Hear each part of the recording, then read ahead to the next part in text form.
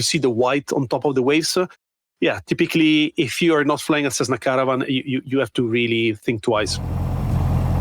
Risk is where you don't think it is. So if you become overconfident, that's where the risk is. Obviously, if you understand how the plane behaves, like how a sailboat behaves, then you are a little better off. But again, a sailboat is a very different animal from a seaplane. The Killing Zone, episode 43. Here we go. Sierra Papa Sierra Sierra, ready for takeoff. Have you ever wondered what it's like to pilot a plane that doesn't need an airfield, or how seaplanes are shaping the future of aviation? Stick around because this episode will be packed with fantastic stories and expert insights. So fasten your seatbelt, or should I say grab your life vest, because we are about to take off into the world of seaplane flying. Welcome to my podcast. Today we are taking off an unique adventure.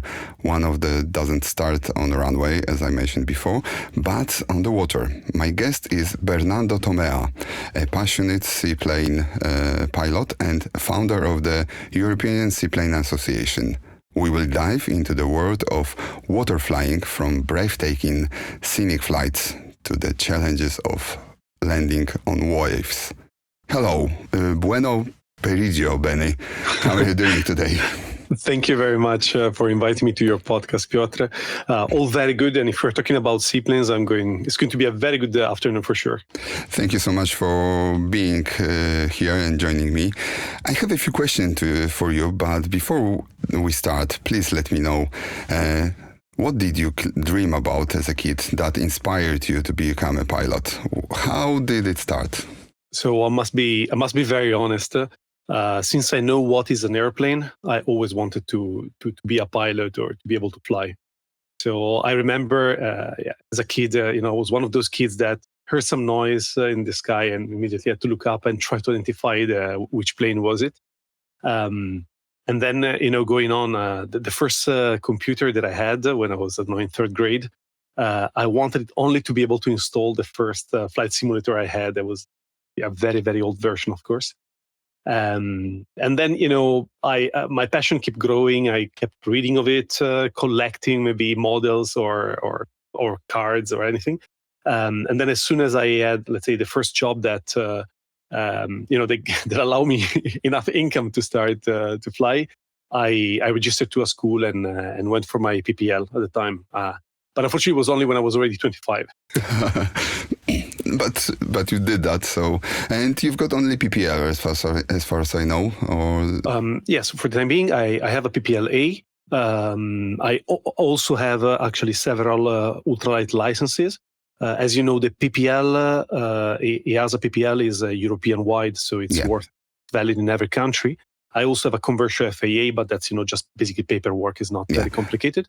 And then I have the ultralight licenses, which actually are national. So I have a Finnish one because I also fly there very often, and my plane is currently registered in Finland. And then I have an Italian one, because same thing. I flew there. And then, I'm also studying for the ATPL. And let's say, actually, my goal is actually the CPL because I want to just fly seaplanes commercially. And of course, for that, you don't really need a full ATPL, but given that it's also a topic that I love, I say, well, why not add in a couple of exams more? Exactly. That's why I'm asking, because I would like to clear that information. We don't need anything more than PPL to fly seaplanes, right? That's the... as you know, let's say the private pilot license is like just a box. Then you need the ratings and the endorsement inside.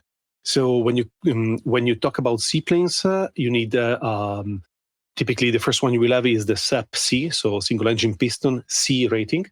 And with that one, you can fly probably almost every single seaplane you will see. Twin engine seaplanes are not very common. No? Mm-hmm. About license and all training, we're going to talk later. But firstly, I would like to ask you about that organization that you founded, the European Seaplane Association. What's going on? What's their mission? So the European Seaplane Association, it's a project that has been in the ideas of many seaplane pilots well before me. So like we had the friends of the Spanish Seaplane Association. This was a project that they dreamt about a few years ago.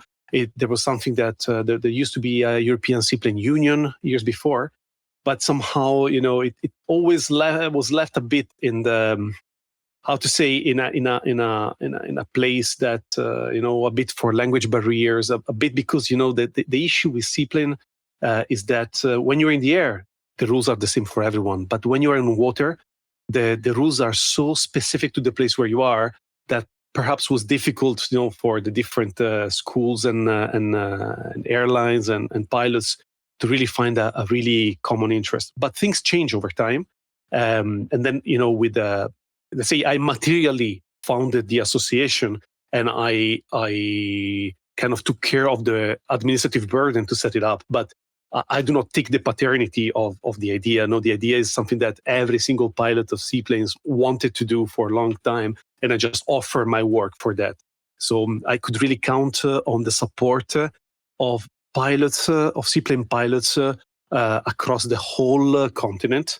So I must in particularly acknowledge all the support that I received from Daniel Boden. He's also the CEO of Scandinavian Seaplanes. Dragi Sharajcevic, he is one of the major promoters of seaplane aviation in Montenegro, and is one of the major protagonists also of the Swan project, not this basically water aerodrome network that the European Union is financing. And then again, the support of the French Association, the Spanish Association, it's beautiful to see that on such a project, everybody stands behind and want to support. So what is the purpose of the Seaplane Association? Because that's the main point. You have to think that while, let's say, in countries like England, Germany, Italy, or more or less every airport, every 5 kilometers, there's an airport, and every airport has its school. And, there's really a critical mass. For seaplane schools, this is actually where, it's much more difficult to find a flying club that has seaplanes, or a school or an airline.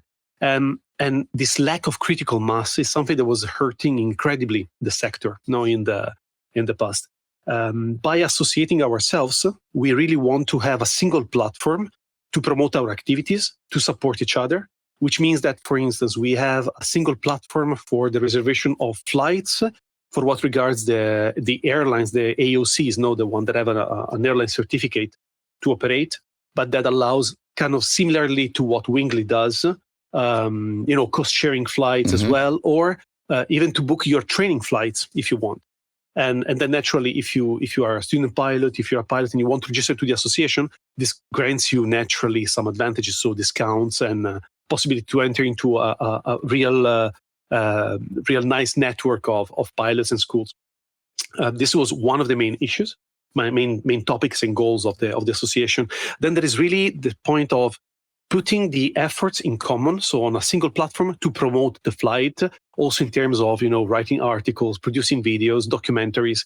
So part of my work has been over the past year and a half to travel across different countries where seaplanes are already having operations and want to grow further, and produce a short documentaries, something that typical target is YouTube.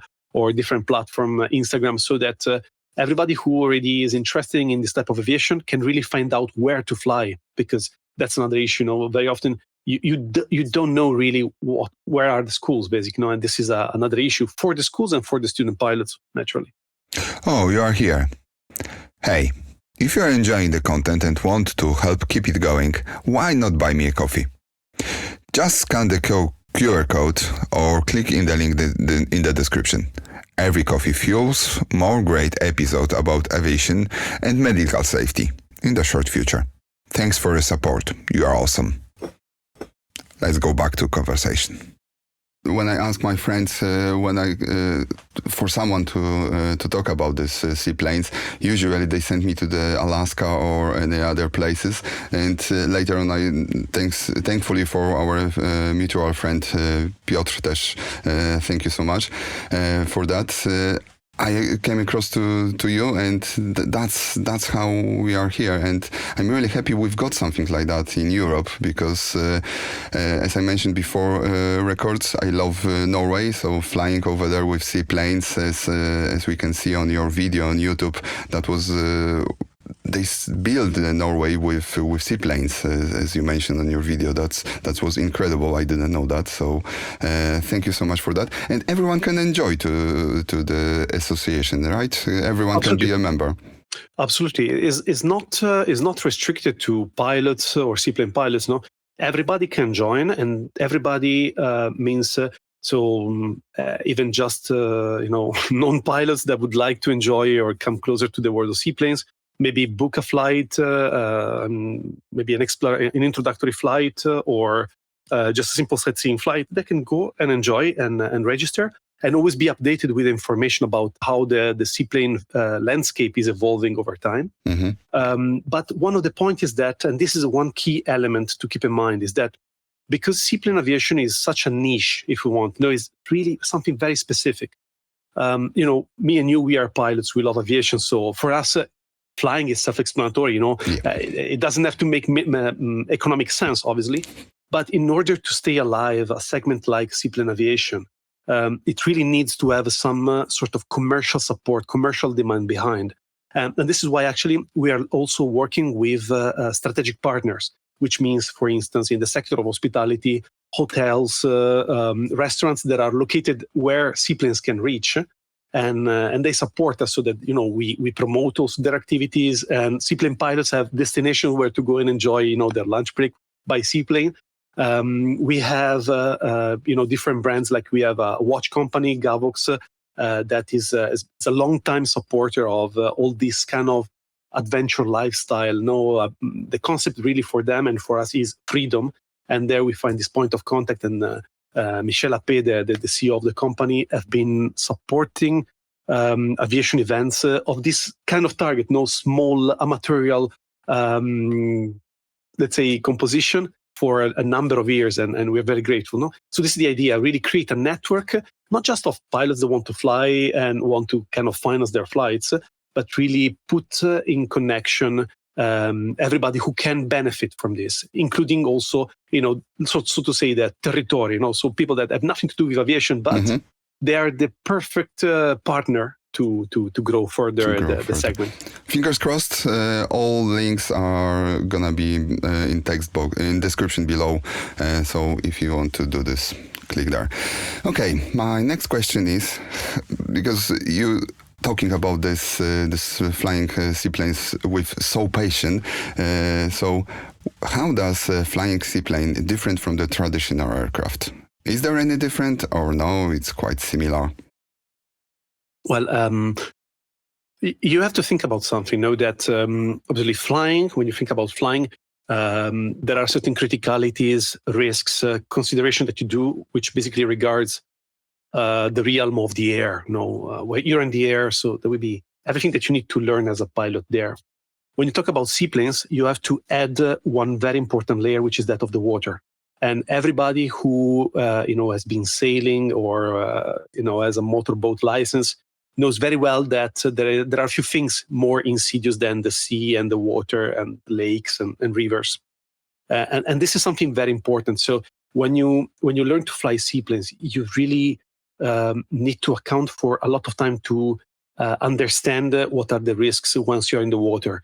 And I would say that the variety of risks that you have in the water are a completely different universe compared to what you have in the air. One example is the type of waves that the seaplane can sort of withstand when you're landing or taking off or simply taxiing. And that's something that is very difficult to understand, and it's also difficult to test. Mm-hmm. So obviously, if you have a boat next to you and the waves propagate, that can be actually a major risk. And the risk that let's say a float plane typically will flip is quite high if you hit the wave in a bad wave. Or for instance, how much wind can you typically withstand? So obviously, as a plane, most planes, I think they have a side wind component of 15 knots, 17 knots, and so on. But when you need to land on the water, which is made, wavy by the wind, then your limit is typically, let's say, on a normal seaplane like a Cessna 172 or an ultralight, it doesn't go beyond 10 knots and so on. It's really quite high. If you see the white on top of the waves, typically if you are not flying a Cessna Caravan, you have to really think twice. Okay. And this is examples, but there are a lot of other things. So I cannot list all of them, but some of these are for instance, some situations that, to the untrained seaplane pilots they may seem ideal, like a completely flat surface. They actually reveal a lot of risk. No, the so-called glassy surface landing is actually the cause of many accidents. Why? Because when you're landing on a surface that is perfectly flat, it reflects the sky so well. From your position in the cockpit, you're not able to estimate the altitude over water. So unless you're very, very close to the ground, somehow to the shore, even a lake that is not particularly big can already trick you into thinking you're either higher or lower than you are. And of course, the issue is that you may actually land too fast or with a low nose attitude, and the risk is that the plane will flip, or you may flare too soon and then call a stall. So these are an example of the risk. Other elements are, of course, you do not know necessarily what lies under the surface. Hitting a log at 40 knots, which is a typical landing speed for most utility seaplanes, can be absolutely catastrophic. You can be sure that no float is going to withstand hitting a log at that speed. And then a lot of things. And then one thing that is also the beauty of this world is the complexity of some off-airport operations. So when you find a beach, and that's the beauty, because you have the freedom. Basically, in some places you see something that you like, you can just go down on the water, you can dock your plane. But this operation about docking your plane and so on, they have some complexity that you have to build over time. And there you also see how seaplane is an activity that is much better, much safer, and a lot more fun when done in team, so to say. So you have somebody to help you, and then becomes a bit less stressful, but double rewarding. All right. You almost answer on all of my next questions. But let's talk about weather condition, because you mentioned about different adventures about water condition. Can I land on any water, rivers, lakes, or anything like that? Or do I need to first check, or that needs to be booked as a runway for seaplanes? How it looks like? Okay, so there are. Let's start from the type of water body. So the type of water body obviously makes a lot of difference. The type of waves you will have in certain lakes are rather typical. So like you can read the lake, and if you're a local, it's easy for you to understand, okay, today it's a good day to fly, or today it seems nice and actually better to avoid it, So obviously you will have certain conditions. Typically you may find smaller waves in lakes. This is important. Then in the sea. In the sea, you typically tend to have long waves, which again, it's not a problem. You just need to get accustomed to that and do a bit of training on that specific situations. Rivers can be incredibly treacherous, because the current on some rivers can be quite strong. And then obviously you need to add the topic of the wind, which typically you want to land against the wind, but you also need to think about what is the contribution of the current. And you have to think that the moment that you find yourself in the water with tailwind, you basically are almost without control unless you apply power. But applying power may mean to accelerate excessively, and these are example of complexity of the situations. One element about the type of water is also important, because naturally, if that's your seaplane and you want to maintain it and keep it in tip-top conditions, you should be aware that salty water it's really corrosive for the plane, and so obviously. The amount of maintenance, the amount of checks, the amount of priming in terms of coating and so on, it's really, really important. And a seaplane that has been used on seawater, it's enough to forget to wash it a couple of times, and then you will find already problems in the structure, which doesn't affect only the floats, because obviously water and the salt will attack the whole plane. So it's something. So this is, let's say, something related to the weather conditions and to the conditions of the water body, and so on. Then there is a topic of legislation. So where are you legally allowed? And there starts the complete labyrinth of our world, because in every country there are different regulations. In some country, sort of really, there's no need for regulations. It's very liberal, and it works very well this way. This is typically the example of Nordic countries, like obviously Norway we mentioned before. Also Finland. Finland is a paradise for seaplanes. And then you if a boat goes there, you can also go there, and there's no problem. There can be some small exceptions, but all in all, it's very, very liberal. But then you have countries where basically there is a blanket prohibition, like in Germany. There are only imagine Germany is like one of the largest countries in the middle of Europe. Exactly, yeah. and they have plenty of water bodies. I mean, imagine the Rhine River, all the lakes. It would be fantastic, but unfortunately, you are restricted to fly in only 2 spots. So, and typically, some of the spots are restricted to a specific plane. So, if you went there with your plane, you will still not be allowed to fly. Seriously, exactly. So that's one of the big issues. Then let's say if we look at countries like France, I would say that the French Seaplane Association made a great work in terms of convincing authority, finding some common ground, which works very well. And then Italy, which also it's a I would say is a paradise for seaplanes, because you have more than 9,000 kilometers of coasts or internal waterways. So really, it's a wealth of places where you could go. And again, the landscape in Italy is, I must say, not because I'm Italian, but I must recognize it's probably one of the most beautiful I've ever seen in my life. And there, it's pretty liberal. So in general, if a boat goes on a certain water body, also a seaplane could land there.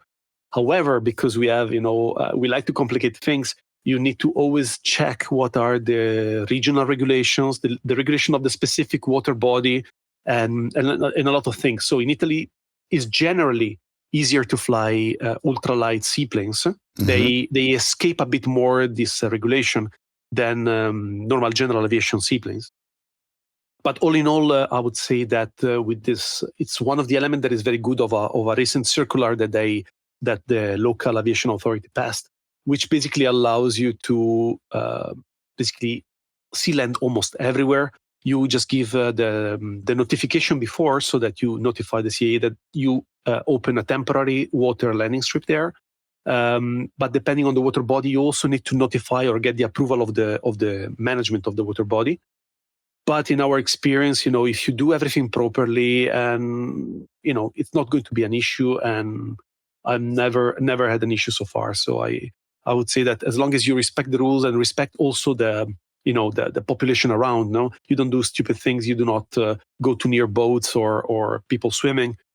Nobody will give you any trouble. And actually, I have seen, like in our last event in May in Lago Maggiore, despite the weather, I mean, the idea of having seaplanes is something that attracted so much people on the shore.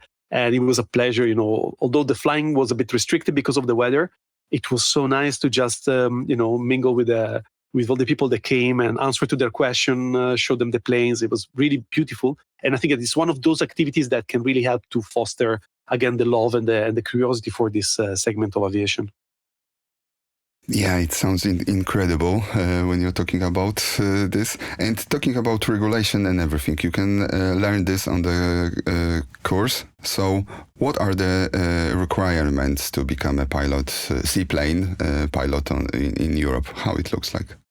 Okay, so as I said before, you need a PPL. If you're talking about general aviation, you need a PPL. And then you can directly do the PPL with the SEP-C rating. Or you can do your normal PPL with a normal land rating and then add the seaplane rating afterward. Where can you do that?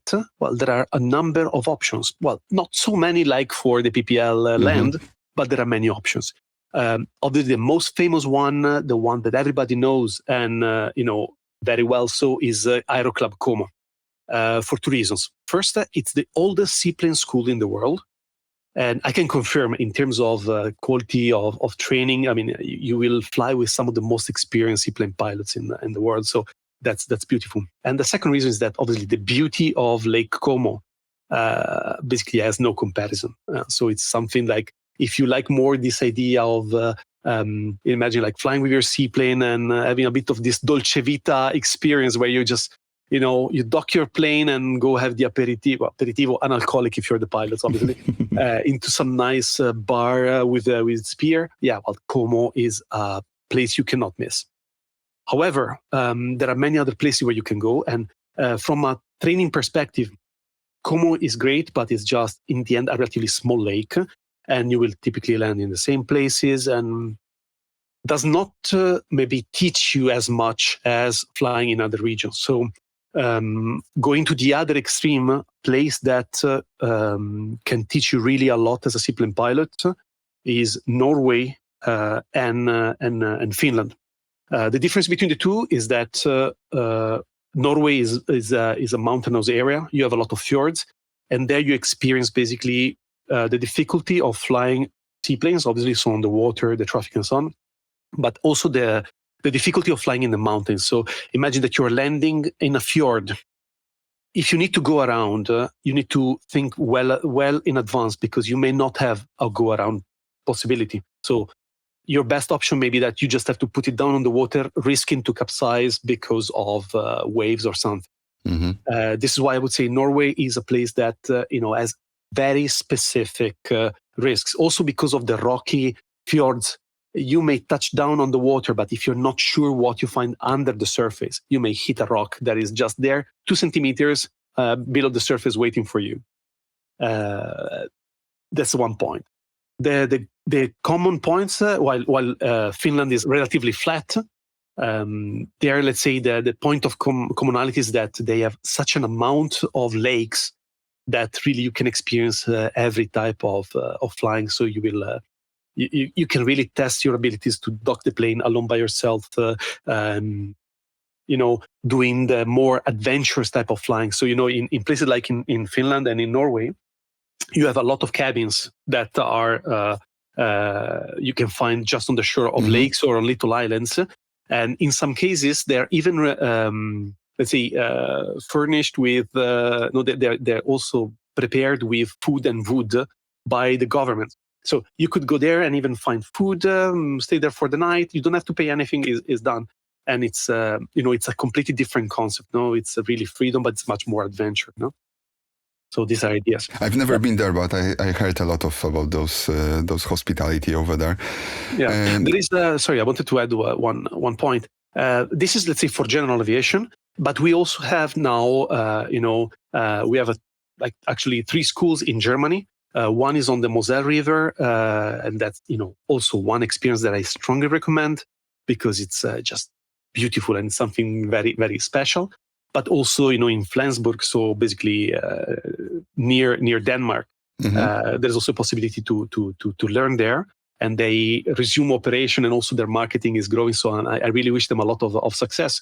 And then Hungary and Poland, there there is one. It's growing there, and this is great, because one of the issues, if you want, about seaplane flying is that you do your rating in one country, but if you only fly in one little lake all the time, you can get a bit tired after a while and just drop it, no? Yeah. While if you learn, for instance, in France, in Biscarrosse, which is another beautiful place, and then, you can, through the European Seaplane Association, for instance, get very good conditions to go and fly on the Moselle River, and then in summer go to Norway or to Montenegro. Well, then you really realize how this adds to your experience, no? One of the most beautiful flights that I had was in Montenegro over Skadar Lake, this very big lake dividing Albania and Montenegro. And my first reaction when I saw it is that I did not believe that really existed. I thought we were on a different planet. The view was so beautiful. The lake was so vast and so colorful. Like what I thought it was actually grass, it was just water vegetation. It was just basically green water with algae and other vegetation. And then there were this lake of actually underwater springs coming at random spots. And I can tell you, there's nothing like that Sounds incredible to me too. All right. How long does it take to become a seaplane pilot? How long is that course? So if you just want to get the seaplane rating after your PPL, that's not very long. Typically, it's 8 hours. You may need more hours, of course, depending on your proficiency. But typically, in 8 hours, you are able to develop at least a level of confidence about the main techniques. Then you can obviously. One thing is about having the rating on your license. One thing is about being proficient and comfortable in doing operation as a single pilot. So for that, obviously, you need to be flying a lot and keep flying a lot, because it's one of those skills that you can easily lose if you don't train it. So this is another important point. It's a bit different if you do it with an ultralight license, because that's another big option. You can learn to fly also ultralight seaplanes. In Europe, we are pretty liberal, so it's easy if you have an ultralight also to travel to other countries and do it. And then you have a few options. So there is one option which I like very much, which is in the region of Liguria, basically where Genova is. And there is a school called Voli di Mare that operates from Santa Margherita, which is very close. It will not say much to you, but it's very close to Portofino. All right. And that's obviously a place that everybody knows. So you can learn to fly there, fly over Portofino, and that is priceless. Or in another place there on the coast. And that's a unique opportunity. They also organize some training in Isola d'Elba, the island where Napoleon was initially exiled, and so on. And that's, it's a good opportunity, ultralight. Why? Because they're cheaper. So your training will be much less expensive, much more affordable than learning to fly on a Cessna 172 that has to be, respect a lot more administrative burden. And then there is another point for seaplanes, that because you're flying typically with floats, let's say a Cessna 172 on floats is already a horribly heavy machine. So although you have 4 seats, trust me, that's a 2-seater. Basically, you can't carry much more than that. No. But if you actually fly on a 2-seater ultralight seaplane, I can tell you you will outperform a Cessna 172 any day of the week. So the takeoff run will be, maybe 100 meters compared to maybe half a kilometer of a 172. And that means that open up, a lot of possibilities in terms of which water bodies you can go, and also take you away from risk. If you have to look ahead for half a kilometer, you don't know how the wind. While if you do it, if you only have to do that for 100 meters, and you know that in 20 seconds you're in the air, okay, that's much, much safer. So this is why I generally fly when I'm here in Germany.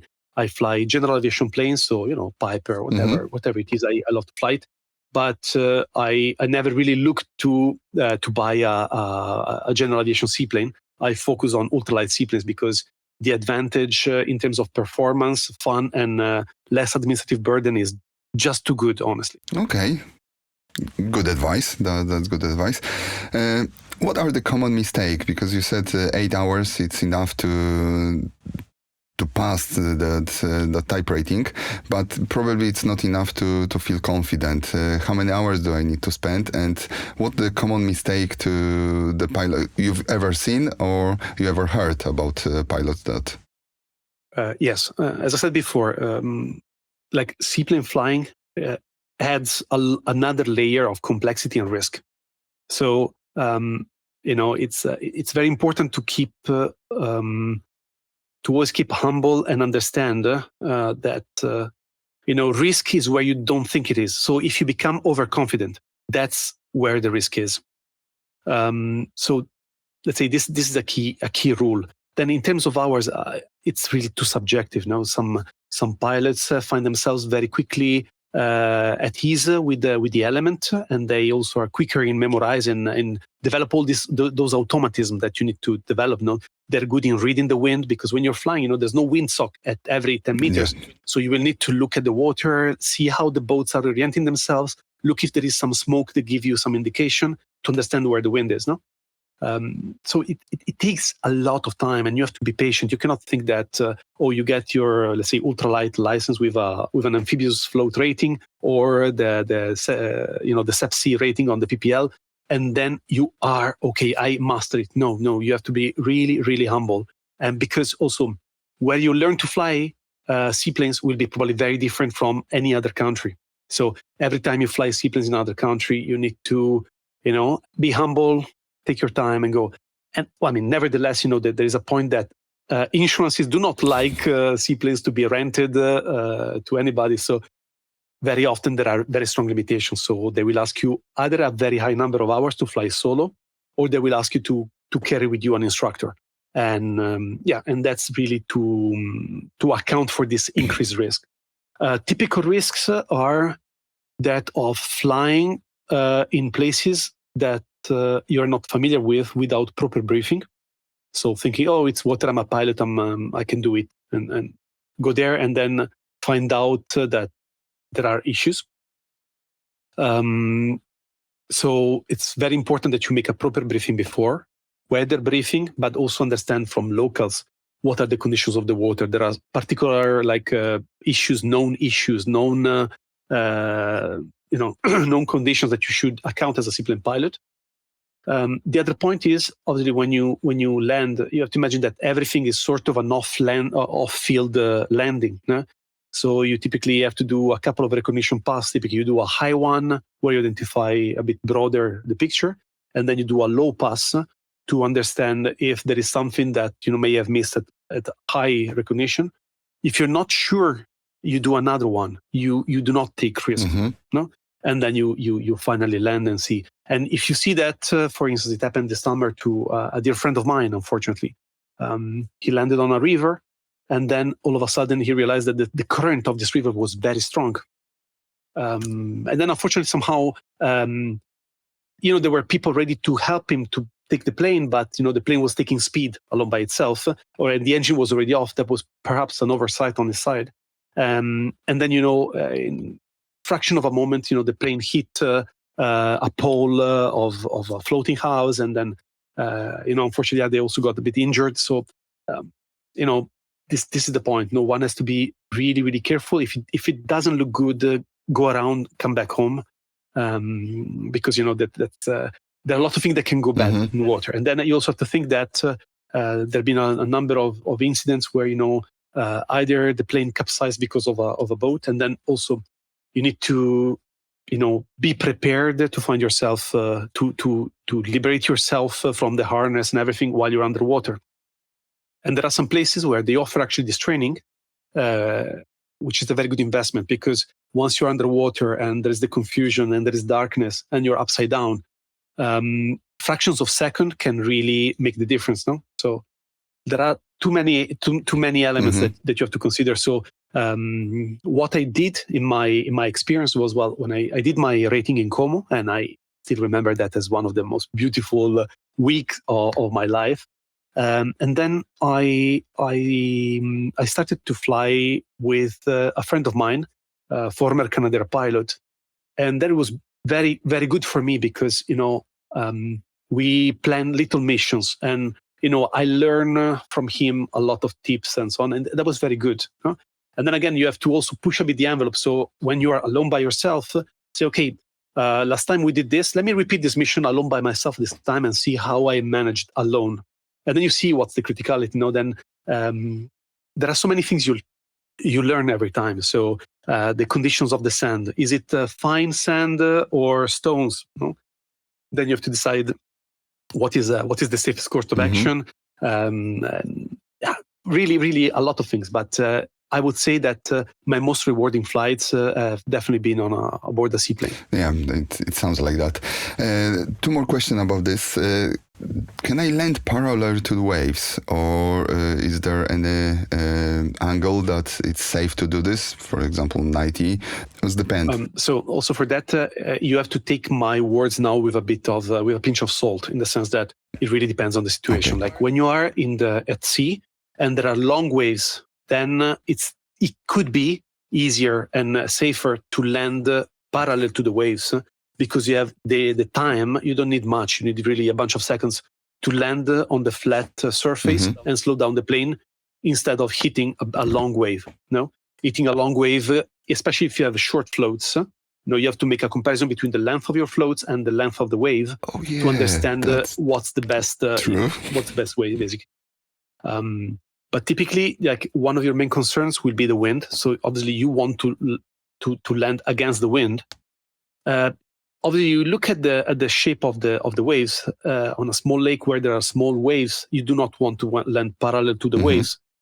Generally, the waves will also be oriented with the wind, but is not necessarily 100% true. So there can be different situations. So if you need to take a bit of crosswind, that's not a problem. You will approach it like a normal crosswind landing, and that's it, basically. Do I need any sailing experience to be the seaplane pilot? The license, maybe? So it is not needed to get your rating. Obviously, if you understand how the plane behaves, like how a sailboat behaves, then you are a little better off.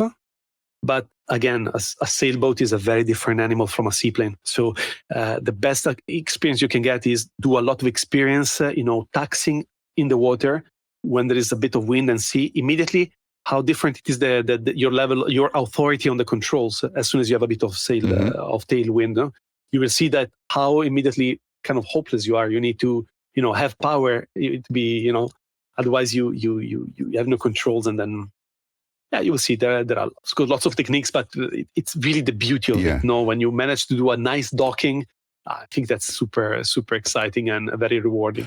Let's talk about some tourism. You already mentioned about different places in Europe where we can flying.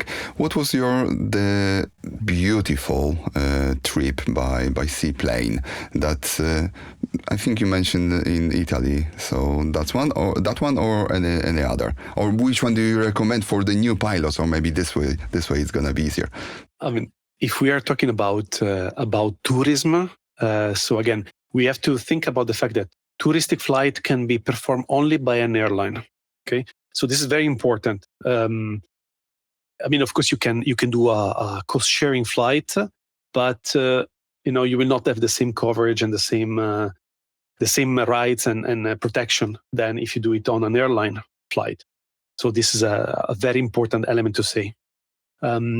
In terms of airline flights, I enjoyed enormously flying with Aelia. This is an airline in Italy. They have a Cessna 206 based in Milan. So it's really Milan-Bresso. So it's basically in the city center. Really a few minutes from the city center.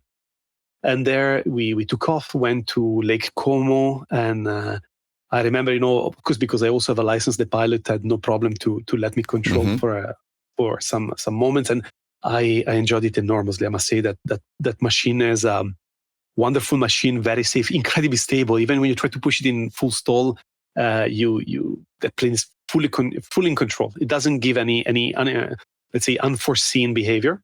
And then the beauty of Lake Como is just unique.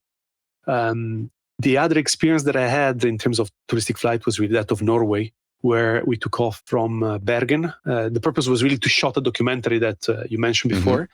It was after their day, so they are fully booked the whole season, basically.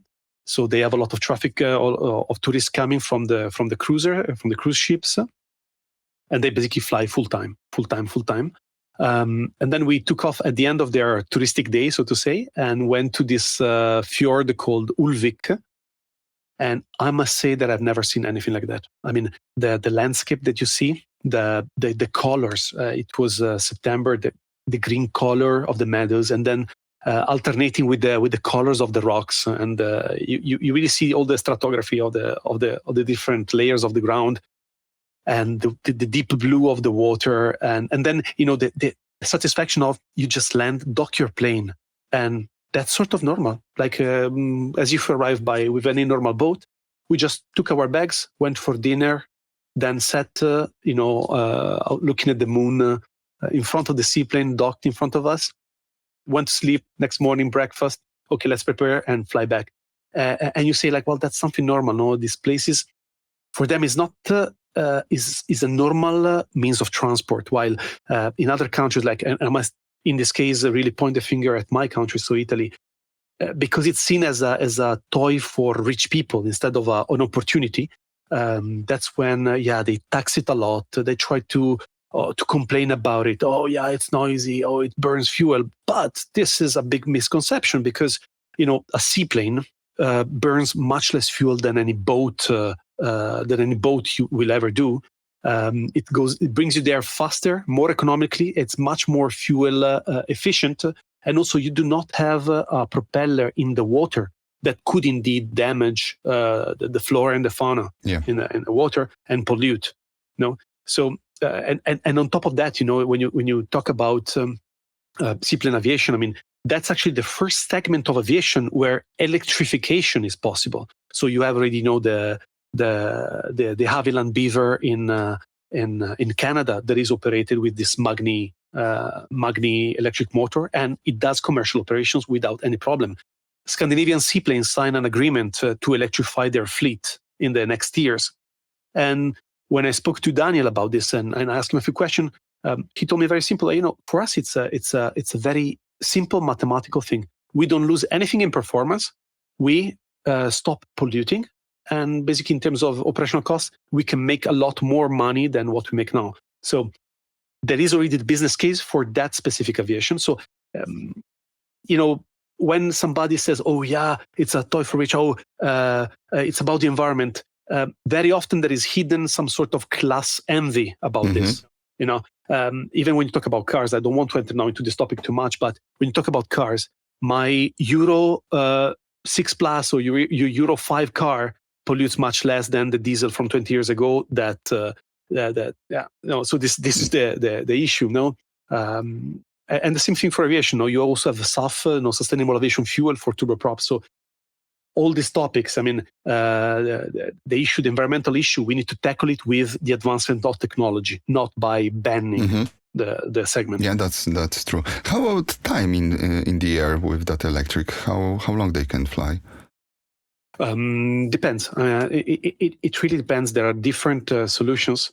The one used in Canada, they can indeed implement it for some of their normal routes, like the 25 minutes, the 1 hour and a half. I think it extends to 1 hour and a half, if I'm not wrong. Whoa. But then, of course, I mean, you always have to account how much reserve you have and, where to land and so on. I didn't know that. Perfect.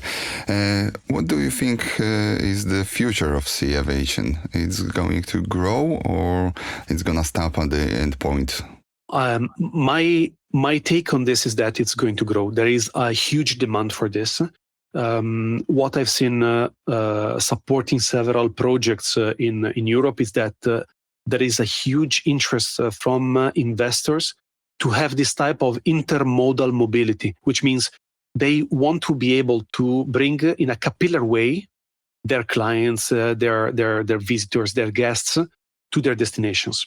Imagine the business case that we were discussing a few weeks ago in Italy was there is a town called Luino which want to invest a lot in this territorial development. They want to have a seaplane base. Why?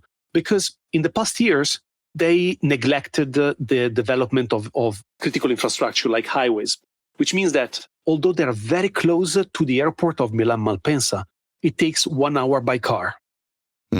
So we make the study, okay, how much would it take to go with a Cessna Caravan mounting a turboprop from Luino to Malpensa, and how much would it cost? And how much would it cost to go by taxi? So by taxi, it's probably something like around 120 euros and it takes more than 1 hour. With the Cessna, would be 100 euros per person and it takes 15 minutes. So imagine, I mean, that's a clear business case, no? And the idea is, imagine you could go and take the tourist in the major airport, like, Linate, Malpensa, and then take them to their hotel directly on the lake. And instead of having to look for a bus or a taxi or renting a car for a lot of money and, with all the discomfort that this causes, you have somebody that take you straight door to door and you don't have to do anything. No, there is a lot of demand for this, a huge demand for this. And, this is a big advantage, not only for the travelers, for the passengers, but obviously for the businesses, because as I was saying before, regions that were neglected in terms of connectivity and so on, they can go back to the radar of tourists thanks to this intermodal mobility. You mentioned at the very beginning about ATPL of C. Where can you do this? So the ATPL, it's a normal ATPL. So you will do your exams naturally and get your ATPL. And then if you add, all the seaplane rating, then you can operate commercially on a seaplane rating. But naturally, you do not really need the ATPL, full ATPL, because most operations are not done IFR, obviously. So you just need a CPL and also the number of individuals. I mean, we're not flying anymore these huge flying boats like Qantas used to have. So CPL is enough, obviously, to work with that. And then there are options, obviously, because there is in Denmark, Nordic Seaplanes, they operate Twin Otters. Scandinavian Seaplanes, they have a fleet of Cessna 206, which now they're upgrading. They want to build up into bigger machine like Kodiak and Cessna Caravan. Mm-hmm. You have obviously the very famous example of Maldivians. Huh? So Trans-Maldivian Airways is looking for pilots always all year round, and then and these operations are growing a lot. And same thing also in US. There are several places that are just investing in this type of mobility. You can go from Washington to New York by seaplane. If you really just want to have a little bit of a different, more scenic and still economically comparable option, and it's just too good because in the end, it's environmental friendly. It takes you from A to B without all the burden of having to go through the security controls and lengthy waiting times and everything that can happen on a commercial airline that we are used to. And on top of that, when you look out of the window, you don't just see the sky from 39,000 feet. Beautiful, but you lack a bit of detail, so to say. All right. Thank you so much, Benny, for sharing those information with us. I really encourage you to enjoy, if you think about seaplanes, to enjoy to European Seaplane Associations. I enjoy you to subscribe Benny on his YouTube. It's called The Astronaut. The Aeronaut. The Aeronaut channel. Sorry, yes. The Aeronaut channel. Link is below. So thank you so much for today. Thank you so much for sharing. Fingers crossed for everything what you do. Thank you so much for what you do. And that was the pleasure to having you here. Thanks a lot for having me, and good luck with your podcast, and happy to support you anytime when you need. Thank you so much. And definitely I will try the seaplane rating somehow. Thank you. Absolutely. In this episode, we dive into the fantastic world of seaplane flying with Benny. Thank you so much. A passionate pilot and the founder of the European Seaplane Association. Benny shares his journey into aviation, the challenges and rewards of flying seaplanes, and what makes this type of aviation so special. We discuss the safety considerations, training requirements, and the future of seaplanes aviation in Europe and beyond.